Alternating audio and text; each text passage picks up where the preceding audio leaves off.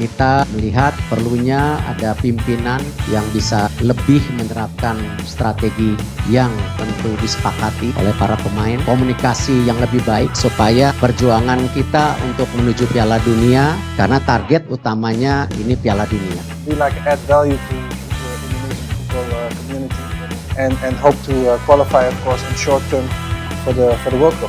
That's the aim. Erick Thohir gave you a target to bring us to the play in the World Cup. A target for everyone is a target. There's an opportunity. It's in our own hands. We're not depending on nobody. Yes. So Eric didn't give me you need. Of course, we need to go. We love to go to the World Cup, and we are doing everything to qualify us directly for the World Cup. So, but it's not like. We really are eager to go. We want to go to the World Cup, and that's our mission as well.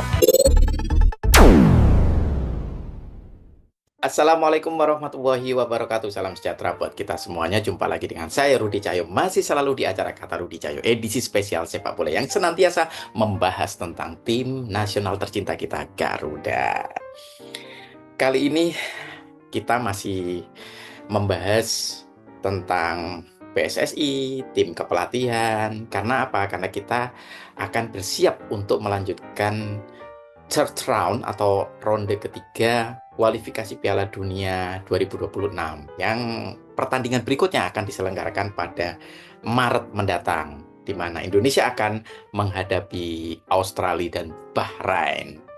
Di tengah persiapan yang semakin pendek, tinggal 2 bulan kurang mungkin ya. Di saat itu pula ada saja pernyataan-pernyataan yang membuat kita itu seolah-olah ngerem mendadak atau bahkan mungkin berjalan mundur.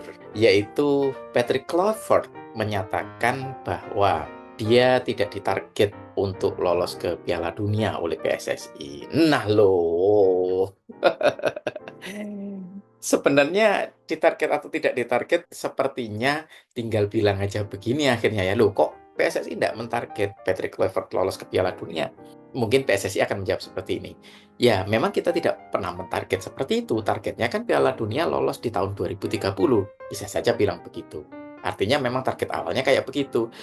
Tapi kalau kita ingat kembali, kita coba flashback. Kalau kita diharuskan flashback kepada bagaimana PSSI membuat target tentang lolos ke Piala Dunia 2030, boleh dong kita flashback tentang situasi atau kondisi tim nasional kita dan seluruh komponen yang terlibat di dalamnya, di mana kita mulai melakukan gaspol, menanjak, dan puncaknya adalah ketika Sintayong dipecat dan digantikan oleh Patrick Kluivert. Bukankah gaspol ini, perjalanan ini sudah mengarah kepada lolosnya kita ke Piala Dunia? Bukankah Erick Thohir sudah mengatakan, ya memang kita menarget di 2030, tapi kalau ada peluang sekarang, kenapa enggak kita ambil? Sehingga kemudian gaspolnya ditambah lagi dengan melakukan naturalisasi banyak pemain diaspora kita dengan tempo yang sesingkat-singkatnya. Beberapa pemain berhasil tuh didatangkan, bahkan yang dulu tidak berkenan untuk membela timnas pun pada akhirnya sekarang sudah berkenan membela timnas, dan itu dilakukan dengan sangat cepat. Selain dari apa yang diucapkan oleh Erick Thohir, sepak terjang PSSI juga kan arahnya ke sana, ke Piala Dunia. Tidak hanya naturalisasi, tapi pemecatan Sintayong sendiri, kita kemarin diberikan bridging, diberikan penjembatan bahwa yang menjadi penghambat perjalanan kita nanjak itu ya, menuju ke Piala Dunia itu, sampailah pada satu titik di mana Sintayong itu dinilai sudah tidak mungkin lagi nanjak lagi di jalan yang lebih terjal. Sehingga diambillah Patrick Kluivert sebagai pelatih penggantinya. Nah, pada posisi ini, anggapan kita berarti kita butuh nahkoda baru, butuh navigator baru, butuh sopir baru, berarti kan? Termasuk kemudian memperbanyak pemain diaspora kita yang dinaturalisasi. Nah, itu kan arahnya untuk meloloskan kita ke Piala Dunia. Bahkan kemarin sampai pada media-media semakin memblow up, kita itu masih mungkin sebenarnya lolos di round 3 ini, artinya menjadi runner-up-nya Jepang. Dengan adanya pernyataan Patrick Kluivert bahwa dia tidak ditarget untuk lolos Piala Dunia 2026, ini bukan saja ngerem, tapi juga mundur. Karena apa? Karena seolah-olah kita dibawa kepada ucapan awal PSSI tentang target, yaitu di 2030. Ada apa sebenarnya? Apakah dalam proses menuju ke persiapan ini, mulai dari kemarin Patrick Kluivert diperkenalkan itu ada kendala? Apakah ada obrolan yang kemudian mengidentifikasi kendala-kendala atau kesulitan-kesulitan? Apakah memprediksi kesulitan-kesulitan selama 2 bulan ke depan menuju ke pertandingan melawan Australia dan Bahrain? Ataukah mulai melihat kekuatan dari lawan-lawannya dan kemudian mencoba menggunakan kata menjadi realistis? Saya pikir untuk sekarang ini masih punya kesempatan ya. Kata-kata Patrick Kluivert meskipun sebenarnya bisa saja itu direkam oleh Patrick Kluivert sebagai tidak ada target karena memang tidak ada obrolan ke arah sana. Ya kan benar saja kan Patrick Kluivert mengatakan bahwa PSSI tidak mentarget untuk masuk ke Piala Dunia 2026. Tapi kan kok kayaknya saya itu pernah mendengar bahwa Erick Thohir mewawancarai para pelatih ini dengan jaminan untuk bisa lolos ke Piala Dunia. Kalau saya tidak salah, tapi kalau saya salah mohon dikoreksi, silakan tuliskan di kolom komentar. Jadi merekrut pemain pun itu dengan kontrak atau dengan kesanggupan untuk meloloskan Indonesia ke Piala Dunia. Tapi ternyata kok sekarang ada ucapan dari Patrick Kluivert bahwa PSSI tidak mentarget untuk lolos ke Piala Dunia. Nah, di tengah hiruk pikuk mulai dari pemecatan Sintayong yang kemudian akhirnya dinilai sebagai tidak sanggup lagi untuk nanjak lagi di jalan terjal menuju ke Piala Dunia, berarti kan penggantian ini seolah-olah Patrick Kluivert dan tim pelatihnya ini nanti akan kuat untuk nanjak di jalan yang lebih terjal menuju kepada Piala Dunia 2026. Di samping itu juga bahan bakarnya ditambah lagi, diasporanya diperbanyak, dinaturalisasi, terutama untuk pemain-pemain kunci untuk menghasilkan gol, yaitu dalam hal ini Oleh Romeni sama pemain di lini tengah, yaitu Jero Ridwal. Nah ini yang kemudian tidak hanya kontradiktif, tapi kontraproduktif.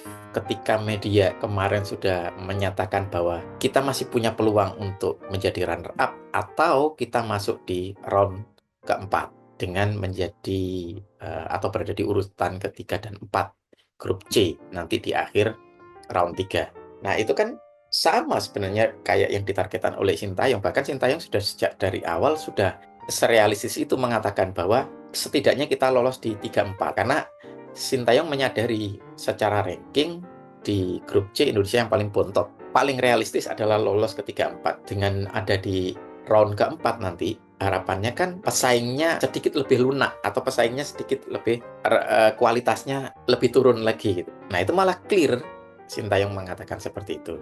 Nah ini sekarang yang balik lagi kontraproduktif adalah PSSI. Dengan begitu kan media-media yang memberikan semangat, yang bahkan media yang totally mendukung Sintayong ya, yang sangat Sintayong garis keras itu sudah mulai melunak dan adaptif dan kemudian berorientasi men-set up ulang bahwa tujuan kita adalah untuk timnas. Bukan soal Kluivert maupun Sintayong, tapi untuk timnas. Maka sudah mulai nih dibangun kepercayaannya kepada Patrick Kluivert dan timnya. Nah, ternyata PSSI yang memundurkannya. Sehingga media ini meskipun berupaya ya, berusaha untuk menyampaikannya tetap dengan ceria, dengan nada yang memotivasi, tapi kerasa banget karena konten yang disampaikan tidak seentusias itu gitu loh, yaitu ucapannya Patrick Kluivert. Coba teman-teman kalau mencermati berbagai kanal berita atau portal-portal sepak bola yang menyampaikan kata-kata Patrick Kluivert bahwa dia tidak ditarget lolos ke Piala Dunia 2026 oleh PSSI, meskipun dengan berusaha dengan nada yang ceria, kita bisa menangkap itu. Konten itu telah membuat mereka lemah, membuat mereka semangatnya turun. Jadi pernyataan itu telah membuat semangat dari media-media ini turun, meskipun berusaha ya. Karena seperti yang saya katakan, channel seperti saya ini, media berita yang mendukung timnas, itu berupaya untuk meredam berbagai hal yang merugikan performa timnas, konflik yang kemarin, berbagai perpecahan yang terjadi belakangan ini, itu kan kita berusaha meredamnya, berusaha menyatukan kembali. Itu kan butuh effort, butuh energi. Nah, kalau sudah jadi satu terus kemudian mau diturunkan lagi, digembosin lagi, nah ini yang sangat disayangkan. Jadi artinya ya kita paham, mungkin barangkali saja ada sesuatu di balik layar dari obrolan mereka. Tapi kalau misalnya toh obrolan itu tidak ada, atau sesuatu yang di balik layar itu memang tidak ada sama sekali, tidak ada kejadian apapun, kita kembali lagi seperti apa yang saya katakan di video sebelumnya, bahwa Patrick Kluivert ini adalah figur yang sangat peka untuk membaca situasi dan kemudian diterjemahkanlah dalam bentuk komunikasi atau diekspresikan dalam perkataan. Jadi sebenarnya tidak salah Patrick Kluivert mengatakan bahwa tidak ada target untuk lolos ke Piala Dunia. Nah, ketiadaan target ini bisa jadi karena memang PSSI tidak mengatakan itu, atau beliau ini mengambil kata-kata yang sering diucapkan oleh Arya Sinulinga yang mengatakan bahwa tidak ada target di 2026. Kita target Piala Dunia itu 2030. Diambillah itu karena seluruh perkataan Patrick Kluivert kemarin yang saya kumpulkan menjadi 6 poin kemarin itu adalah kepekaan Patrick Kluivert mengambil poin-poin dari situasi yang terjadi di Indonesia belakangan ini, dari media, dari pemberitaan. Dia itu mencoba mencari tahu itu semua. Jadi yang dia pelajari bukan cuma soal bagaimana karakteristik pemain, bagaimana memberdayakan para pemain baik itu diaspora maupun pemain lokal, tapi juga apa yang terjadi di supporter, di masyarakat. Itu dia kemarin coba tangkap, itu poin-poinnya dia tangkap, dan itu kemudian dinyatakan dalam konferensi pers. Patrick Kluivert itu punya keunggulan dalam membaca situasi-situasi ini dan kemudian menyampaikannya dalam bentuk komunikasi publik tuh. Makanya kemarin saya selalu mengatakan bahwa mari kita dukung tim kepelatihan, mari kita dukung Patrick Kluivert dan timnya. Saya selalu mengatakan seperti itu karena apa? Untuk menghilangkan segala kekhawatiran dan prasangka buruk saya sendiri sebenarnya. Biar kita itu kembali satu untuk ke timnas. Karena Patrick Kluivert bagaimanapun juga sudah menjadi bagian dari tim nasional kita. Jadi kita berusaha untuk mensinergikan ulang. Ada kekhawatiran saya tentang bagaimana Patrick Kluivert ini akan mengelola tim ini, itu ada. Saya khawatir ya ini tadi salah satu kata-kata yang dia ucapkan bahwa tidak ada target dari PSSI. Ini akan membuat kita tidak lagi bersinergi. Kekuatan itu tidak lagi terfokus, tidak lagi konvergen, tapi membuka, tapi terpecah atau terurai. Itu yang saya khawatirkan dalam kondisi atau situasi yang sekarang ini. Meskipun saya menyimpan harapan-harapan bahwa sesantai-santainya Patrick Kluivert ini nanti jangan-jangan ketika di pertandingan strategi yang paling, anggaplah yang paling enteng aja yang dia terapkan, itu sangat bisa mengubah performa timnas menjadi lebih positif. Kenapa kok seperti itu? Nah, kemungkinan untuk matching, kemungkinan untuk terjadi sinergisitas, terjadi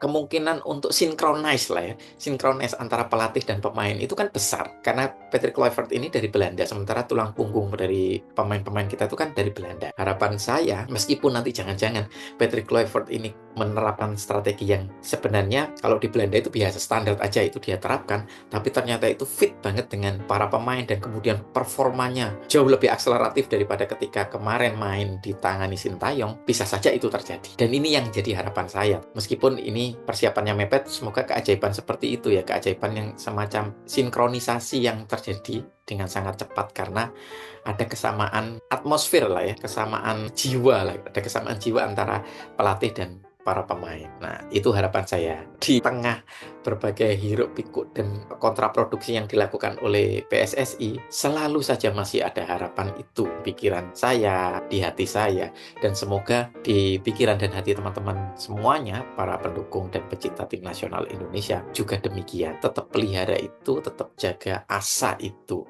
Meskipun PSSI atau siapapun yang terlibat langsung dengan timnas itu sedang melakukan berbagai manuver, kita tetap harus solid untuk memunculkan harapan-harapan positif itu. Demikian dari saya, terima kasih sudah nonton. Assalamualaikum warahmatullahi wabarakatuh.